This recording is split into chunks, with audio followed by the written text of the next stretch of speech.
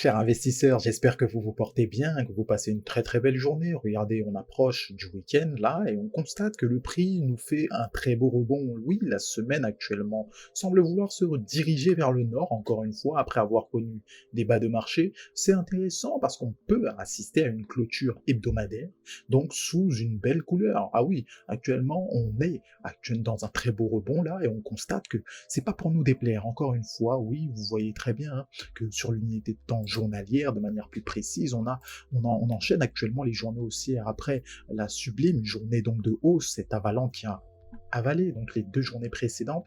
Donc on est sorti là actuellement de ce canal descendant qu'on pourrait même qualifier de biseau descendant. Encore une fois, on est sorti donc de cette structure là. Elle est par conséquent plus d'actualité, ajustement d'analyse. On assiste actuellement au rapprochement de la Kijun pour ce qui est d'Ishimoku. La cassure de la Tenkan a été effectuée bien au préalable, et il est aussi important de noter qu'on se rapproche du nuage Ishimoku, d'accord.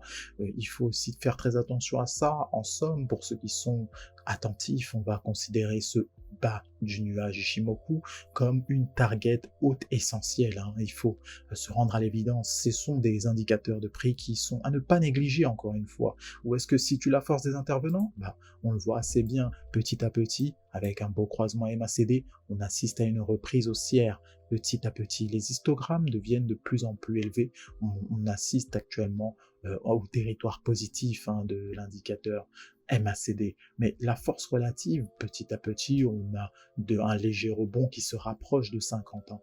On fait attention à toutes ces infos. Ça, c'est pour l'unité de temps journalière. Mais que se passe-t-il de l'unité de temps 4 heures aussi? C'est très important. On se rapproche de plus en plus, oui, du haut du nuage Ishimoku. Le fait intéressant là, sur cette unité de temps, c'est qu'on est au sein du nuage. Donc pour l'instant, on ne pourrait pas dire qu'on est vraiment haussier en unité de temps 4 heures, hein, pour le Bitcoin face au dollar. Ceci dit, vous voyez très bien, on est autour de 32 500 à l'instant T.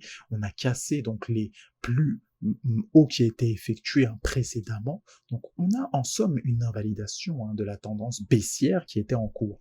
C'est encourageant, très encourageant, mais il faut faire attention parce que tout n'est pas joué encore. On le rappelle, tout va très vite, hein, sur cette crypto, en particulier le Bitcoin. Il faut faire attention parce qu'on aimerait casser dans un premier temps le haut du nuage Ishimoku pour en somme s'établir de manière plus durable et clôturer même de manière positive. Il faut voir que l'unité de temps 1 heure, elle, est beaucoup plus pertinente lorsqu'on cherche la hausse. On voit en détail, hein, la création de cette tendance haussière. Donc c'est une petite tendance qui manifestement suit son cours et on souhaite qu'elle dure bien sûr, mais si elle dure, on va tout d'abord aller sur des targets de prix. Donc pour la hausse, ceux qui visent la hausse, on tablerait, hein, sur les 34 000 dans un premier temps. Les 34 000 ne sont pas déconnants du tout et c'est des prix qui ont été précédemment atteints par le prix. Le premier barrage avant cela, bien sûr, on parle des 33 000. Pourquoi? Vous voyez un petit peu tout le travail qui s'est passé ici. Actuellement, on a eu donc le prix qui a servi de résistance, qui par le passé, hein, va encore servir là de résistance dans le futur. Et c'est toujours de la même manière que se comportent les marchés. Une fois qu'on aura cassé cette résistance, hein, ce barrage là qui nous tient, on va pouvoir décider d'aller bien plus haut, ou en somme les targets hautes. On parle des 34 000. Les targets basses, encore une fois, elles sont notables. La première target, pour ceux qui sont conservateurs, vous le savez déjà. Les 31 500, on les connaît très bien. C'est une zone entre 31 500 32 000. C'est une zone très très équivoque qui nous permet, hein, de voir à quel point le prix est travaillé, hein, sur ces niveaux-là. Donc on va faire très attention à ces niveaux-là parce que, encore une fois, ils sont très importants et pertinents. Mais regardez-moi ça, même sur l'Ethereum face au dollar. On pensait que le prix allait stagner. C'est ce qu'il a fait. Il a stagné, il n'est pas allé en ligne droite sur les 2080. On les a atteints quasiment. On est allé autour de 2076, plus précisément pour ce qui est du courtier Coinbase. Il faut faire attention, hein, parce que là, vous voyez, le prix, il va très très doucement vers les zones, les targets hautes en fait qu'on avait définies hier, mais c'est pas franc c'est pas franc, hein, pour ce qui est du prix.